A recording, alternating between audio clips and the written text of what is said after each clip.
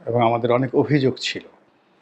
তো তিনি আমাদেরকে ঠান্ডা করার জন্য যেটা বললেন ২০০২-৩ সনে যে ৯৬ থেকে ২০০১ পর্যন্ত অন্তঃস্থল থেকে সর্বোচ্চ চেষ্টা করেছি জনগণকে সেবা করার জন্য, সততা বজায় রেখেছি। কিন্তু এদেশে সততার কোনো মূল্য নেই। ক্ষমতা হারানোর পর ২০০১ সনের দিকে সামান্য কিছু টাকার জন্য একটা রাজনৈতিক প্রোগ্রাম করতে পারিনি।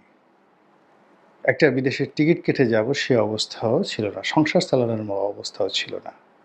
এবং এটা যারা আওয়ামী লীগ করেন, ২০০১ সনের আওয়ামী লীগের যে অর্থনৈতিক অবস্থা, এটা ওই সময় যারা দেখেছেন তারা ছাড়া কল্পনা করতে পারবেন না। এখন যারা হাজার কোটি টাকার মালিক বলেন বা বড়, বড় কথাবার্তা বলেন, অনেকের মানে কি বলব ২০০১ সনে মন্ত্রীগিরি করেছেন